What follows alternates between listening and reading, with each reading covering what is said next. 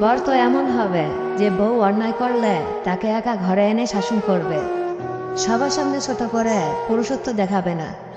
চরিত্র হচ্ছে গাছের মতো, আর পরিচিতি হচ্ছে ছায়ার মতো।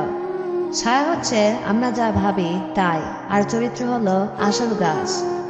আমার দেখা সবচেয়ে সুন্দরী মহিলা হলেন আমার মা। মায়ের কাছে আমি চিরঋণী। আমার জীবনের সমস্ত অর্জনই তারই কাছ থেকে পাওয়া। নৈতিকতা, বুদ্ধিমত্তা আর শারীরিক শিক্ষার ফল। আবেগ নয়, ব্যাগে চলো। ভুলগুলো সব শুধরে ফেলো। সুখের চেয়ে শান্তি খোঁজো। নিজের ভালো নিজেই বোঝো। ব্যবহার করা কপালে টিপটার আঠা নষ্ট হলেও মেয়েরা সেটা যত্ন করে রেখে দেয়। একজোড়া কানের দুলের একটা হারিয়ে গেলেও অন্যটা ফেলে না। পুরাতন শাড়িটা, ভাঙ্গা চুড়িটা, নষ্ট হয়ে যাওয়া মোবাইলটা কাজে লাগবে না জেনেও তুলে রাখে। সবকিছুর কারণ হলো মায়া। মেয়েরা মায়ের টানে ফেলনা জিনিসও ফেলে না। একটা ভুল মানুষকে হয়তো অনেক কাঁদায়, কিন্তু মনে রাখতে হবে জীবনে এমন কিছু ভুল আছে যা ভবিষ্যতে হাজারটা ভুল থেকে বাঁচায়। যথেষ্ট পা রেখেছ কিনা তা আগে নিশ্চিত হও, এরপর দৃঢ়ভাবে দাঁড়াও। মনের মতো মানুষ না পেলে অপেক্ষা করতে শেখো। যার তার সাথে সম্পর্কে জড়িয়ে গিয়ে তিল তিল করে মরার থেকে আজীবন একা থাকা অনেক ভালো। জীবনটা হালকা মনে হবে তখন যখন অপরের উপর আশা কম আর নিজের উপর আত্মবিশ্বাস থাকবে বেশি। অন্যের পথে চলা থেকে নিজের পথে অগ্রসর হন। আপনার পথ আপনাকে গন্তব্যে পৌঁছে দেবে। সফল মিথ্যাবাদী হওয়ার মতো যথেষ্ট স্মৃতিশক্তি কারো নেই। যাকে ভালো লাগে তাকে চোখের আড়াল করতে ভালোই লাগে না, কিন্তু ভালোবাসার মানুষেরা সবাই সে চোখের আড়ালেই চলে যায়। এক জোকার একটি জোক বলল, সেটা শুনে সবাই খুব হাসলো।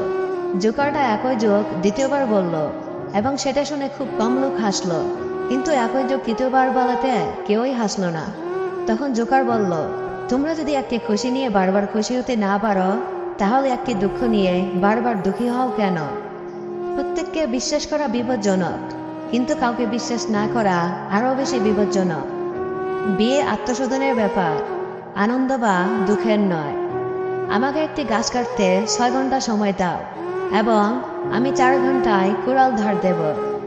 গোলাপ গাছে কাটা থাকে বলে আমরা অভিযোগ করতেই পারি, কিংবা কাটাওয়ালা গাছে গোলাপ জন্মে এটা ভেবে আনন্দিতও হতে পারি। স্কুলে যা শেখানো হয় তার সবটুকুই ভুলে যাওয়ার পর যা অবশিষ্ট থাকে তাই হলো প্রকৃত শিক্ষা। পড়ালেখা করো যখন সবাই ঘুমাচ্ছে।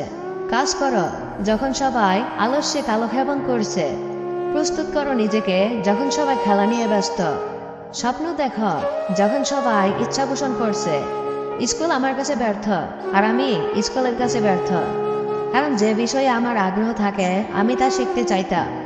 অথচ আমার শিক্ষকেরা পরীক্ষায় পাশ করার জন্য যা দরকার কেবল তাই শেখাতেন।